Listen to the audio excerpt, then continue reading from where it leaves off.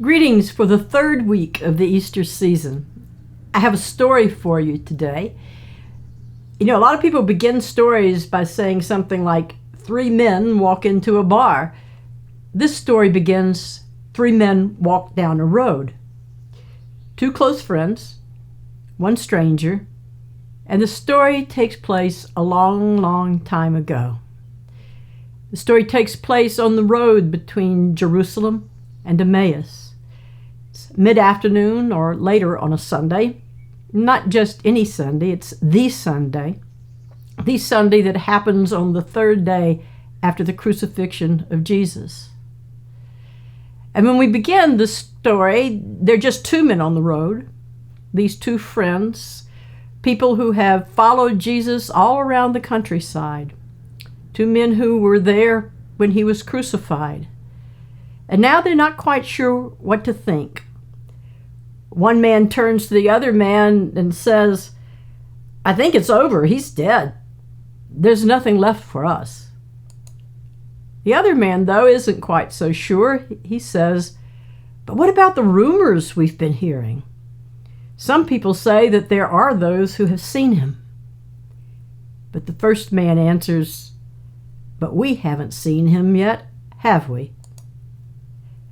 And that was about the time they met a stranger on the road.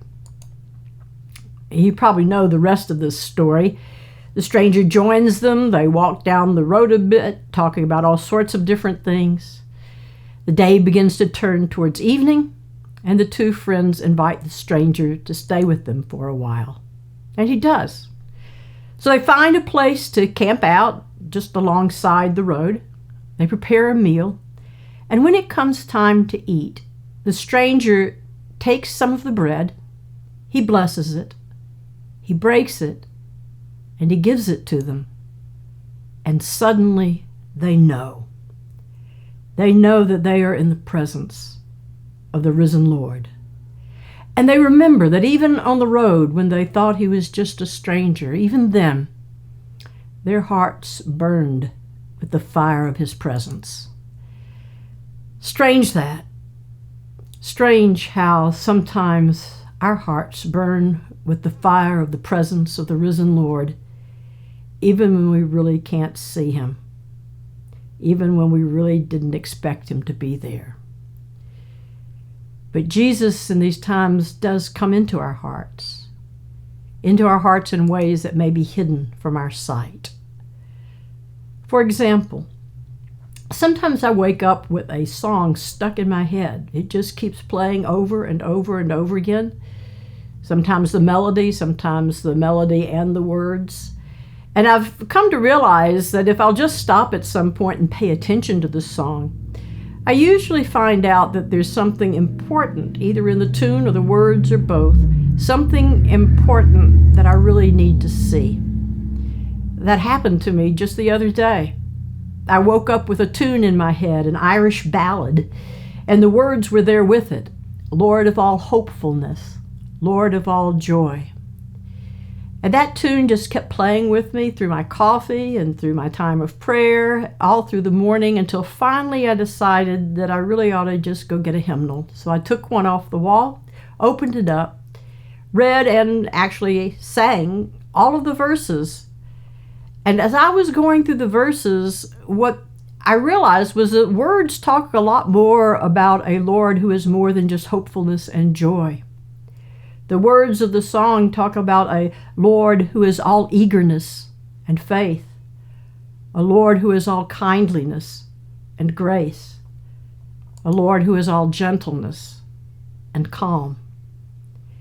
And I knew already that the Lord they were singing about is the risen Lord, but I knew that somehow in the singing of that song, in the words and in that tune, that on that morning, the risen Lord was coming to me through the song, coming to me to bring me exactly what my heart needed for that day.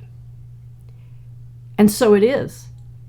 Whether the risen Lord appears to us as a stranger who journeys with us for a while, or whether the risen Lord comes to us in a song that comes in through our ears but then opens our eyes, or in the breaking of bread with friends and strangers, either in church or outside of church, or in some way, just in a way that's known to us alone.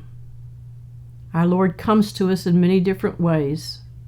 The risen Lord who finds us where we are to give us what we may not even know our heart needs. But that's not all. Sometimes this Lord of hopefulness and joy and eagerness and faith, kindliness and grace, gentleness and calm, sometimes this Lord comes to us to work through us. Sometimes the risen Lord comes to us to open our eyes to somebody else whose heart needs something that we can give. It's amazing to behold the many ways that the divine energy of the risen Lord flows to us and within us and out through us to the world. Out to us to bless the world with what the world's heart needs. So stay with me a moment more.